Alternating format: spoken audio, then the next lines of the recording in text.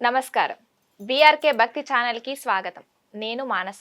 ఈరోజు మనతో పాటు ఉన్నారు ప్రముఖ ఆధ్యాత్మికవేత్త, జ్యోతిష్య వాస్తు పండితులు బ్రహ్మశ్రీ వీరాపురం సుబ్రహ్మణ్య స్వామి గురువుగారు ఉన్నారు. గురువుగారిని అడిగి మనకు 12 రాశుల వారికి ఉగాది నుంచి ఎలా ఉండబోతుంది, వారి యొక్క ఆదాయం, రాజపూజం గురించి అడిగి తెలుసుకుందాం. నమస్కారం గురువుగారు. శుభాశీస్సులండి.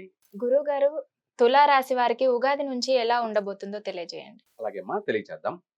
అలాగే శ్రీ శాలివాహన శకం, శ్రీ విశ్వవసునామ సంవత్సరం, చైత్ర శుద్ధ పాడ్యమి ఆదివారం మొదలుకొని 2025 గాను నూతన సంవత్సరం. అలాగే మనం చెప్పుకుంటున్నటువంటి ప్రతి రాశి 12 రాశులలో గాను ఇప్పుడు చెప్పబోయే రాశి తులారాశి.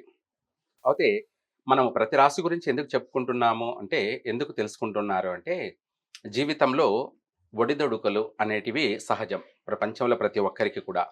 అయితే రాబోయేటువంటి కష్టాలు, నష్టాలను, అలాగే పెద్ద పెద్ద సమస్యలు, ఉపద్రవాలను తప్పించుకు తిరుగువాడు ధన్యుడు సుమి అన్నట్టుగా మన జీవితాన్ని ప్రశాంతంగా, అలాగే అభివృద్ధి మార్గానికి పయనించడానికే ఈ యొక్క రాసులు తెలియచేయడం, అలాగే మీరు తెలుసుకోవడం కూడా.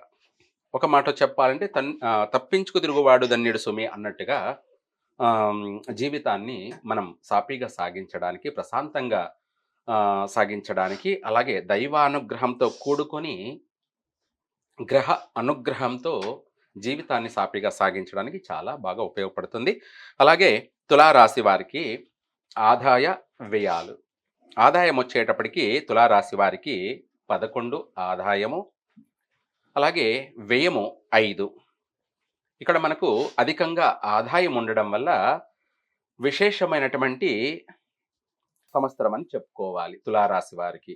ఆర్థిక పరంగా ఏ పని తలపెట్టినా కూడా పట్టుదలతో పూర్తి చేస్తారు. అలాగే ఎంతటి కఠినమైన కార్యాన్నైనా కూడా పట్టు వదలని విక్రమార్కుళ్ళులాగా ఆ పనిని పూర్తి చేయగలుగుతారు. అంటే ఒక ఆహ్, వివాహ విషయం ప్రయత్నం చేస్తున్నారు. ఆ వివాహాన్ని పూర్తి చేయగలుగుతారు. అలాగే ఒక గృహయోగం. అలాగే ఈ రాశి వారికి గృహయోగం ఉంది కాబట్టి, నూతన గృహ ప్రవేశం, అలాగే నూతన గృహాన్ని కొనుగోలు చేయడం కానీ, కట్టినటువంటి నిర్మాణం చేపట్టినటువంటి ఇంటినన్నా కొనడం కానీ, లేదంటే ఒక స్థలాన్ని కొని నూతన గృహాన్ని వీళ్ళే అందంగా, సుందరంగా, అలాగే సమర్థవంతమైనటువంటి సుందరమైనటువంటి గృహాన్ని తీర్చిదిద్దుకుంటారు. అలాగే అలంకరణగా, అలాగే వస్తు సముదాయము అన్నీ కూడా ఏర్పాటు చేసుకుంటారు. మంచి సమర్థవంతమైనటువంటి సుందర గృహాన్ని నిర్మాణం చేసుకుంటారు. చక్కగా కలిసి వస్తుంది. అలాగే వివాహ ప్రయత్నాలు చేస్తున్నటువంటి వాళ్ళకి ఈ సంవత్సరం వివాహం జరుగుతుంది. అలాగే సంతానం కూడా మంచి సంతాన ప్రాప్తి కలుగుతుంది. ఆర్థిక పరంగా అభివృద్ధి చెందుతారు. నూతన వ్యాపారాలు కూడా కలిసి వస్తాయి. అయితే ఈ రాశి వారికి ఏ వ్యాపారం చేసినా కూడా కలిసొచ్చే అవకాశాలే ఎక్కువగా ఉన్నాయి. అయితే గతంలో పడినటువంటి సమస్యలన్నీ కూడా వైదొలిగిపోతాయి. గ్రహణం పట్టి పీడించినట్టుగా గత సంవత్సరాలన్నీ కూడా అనేక ఇబ్బందులు ఎదుర్కొన్నారు. ఇప్పుడు ఆ సమస్య ఉండదు.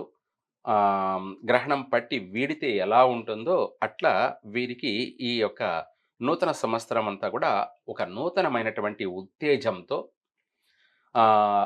ఆనందంగా, సంతోషంగా అభివృద్ధి చెందడం జరుగుతుంది. ఇంట, బయట అన్ని రంగాలలో కూడా రాణిస్తారు. విశేషమైనటువంటి లాభార్జన, అలాగే ధనార్జన బాగా వచ్చే అవకాశం ఉంది. ఏ పని చేసినా, ఏ పని తలపెట్టినా కూడా కలిసొచ్చే అంశాలే ఎక్కువగా ఉన్నాయి.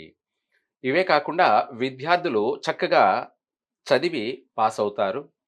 అలాగే విద్యార్థులు అన్ని సబ్జెక్ట్‌లో కూడా రాణిస్తారు. ఉన్నత చదువులకై విదేశాలకు కూడా వెళ్ళే అవకాశం ఉంది. అందరూ కాదు కానీ, వాళ్ళు పుట్టినటువంటి సమయాన్ని బట్టి కొంతమంది విదేశాల్లో చదివే అవకాశం ఉంది. కొంతమంది ఇక్కడే చదువుల్లో రాణించే అవకాశం కూడా ఉంది. చక్కగా విదేశీయానం గురించి ప్రయత్నం చేస్తున్నటువంటి వాళ్ళు గతంలో ప్రయత్నం చేసి నిలిచిపోయినటువంటి కూడాను ఈ సంవత్సరం మళ్ళీ కొనసాగే అవకాశం ఉంది.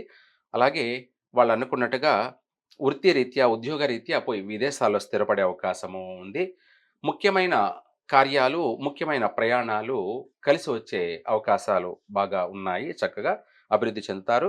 అలాగే రాజ్యపూజ్యము, అవమానము, గౌరవార్థం 2, అవమానం కూడా 2. ఈ 2 సమానంగా ఉన్నాయి. అంటే ఇంట, బయట అన్ని విధాల, అన్ని రంగాలల్లో కూడా వీళ్ళకు పర్వాలేదు.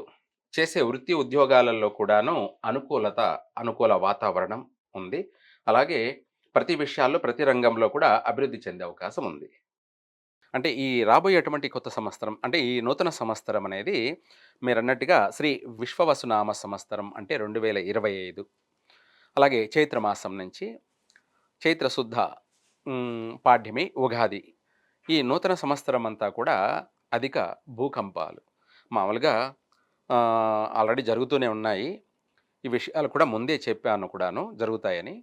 అయితే అధికంగా భూకంపాలు సంభవించడం, ఇవి మన భారతదేశంలోనూ అన్ని చోట్ల జరిగే అవకాశం ఉంది. అంతేకాకుండా విదేశాలలో అధికమైన మోతాదులు అంటే ఎక్కువగా జరిగే అవకాశం ఉంది. ఈ యొక్క భూకంపాల వల్ల ప్రాణ నష్టాలు ఎక్కువగా విదేశాల వారికి ప్రాణ నష్టాలు జరిగే అవకాశం ఉంది. భూకంపాలకు సంభవించడం వల్ల, భూప్రళయాలు సంభవించడం వల్ల అధికమైనటువంటి ధన నష్టం కూడా జరిగే అవకాశం ఉంది. అధికమైన ధన నష్టము జరిగే అవకాశం ఉంది.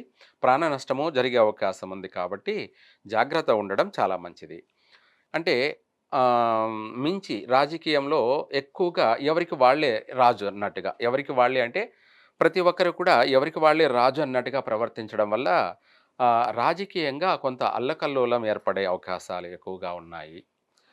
అలాగే రాజకీయంగా కూడా నష్టాలు సంభవించే అవకాశం ఎక్కువగా ఉంది. ఇదే కాకుండా ఆర్థికపరమైనటువంటి విషయాలలోకొచ్చేటప్పటికి కొంత కొంత అనిపించినప్పటికీ అధికంగా వ్యయం ఎక్కువగా అయ్యే అవకాశం ఉంది. ఈ సంవత్సరం ఏది ఏమైనా కూడా ఆధ్యాత్మికంగా దైవ చింతనతోటి ఎక్కువగా దేవాలయ దర్శనాలు, దేవాలయాలను సందర్శించడాలు, పుణ్యస్నానాలు ఆచరించడాలు, మహాపుణ్యక్షేత్ర దర్శనాల వల్ల కొంత ప్రతి విషయాలలో కూడా ప్రజలు క్షేమంగా ఉండే అవకాశం ఉంది. సంతోషంగా, ఆనందంగా ఉండే అవకాశం ఉంది. దైవారాధన వల్ల ఇవి అన్నీ కూడా వీటన్నిటి నుంచి కూడా తప్పించుకు తిరుగువాడు దన్నీడు సుమి అన్నట్టుగా రాబోయే ఉపద్రవాలన్నిటినీ కూడా మనం తప్పించుకోవాలంటే ఒకటే మార్గం, అదే దైవ దర్శనం. ఎక్కువగా దేవాలయాలు, పుణ్యస్నానాలు, పుణ్యక్షేత్ర దర్శనాలు, ఇవే కాకుండా ఏదైనా సరే ఎక్కువగా హోమాలు, జపతపాలు ఇవి ఆచరించడం వల్ల ఈ సంవత్సరం ప్రతి విషయం నుంచి కూడా అందరూ ప్రజలు బయటపడే అవకాశం ఉంది. అంటే చక్కగా అభివృద్ధి చెందే అవకాశం ఉంది. రాబోయే ఉపద్రవాలన్నిటిని కూడా తప్పించుకొని సమయానుకూలంగా అందరూ జాగ్రత్తగా అభివృద్ధి చెందేదానికి మంచి అవకాశం ఉందమ్మా. చాలా చక్కగా వివరించారు గురువుగారు. ధన్యవాదాలు.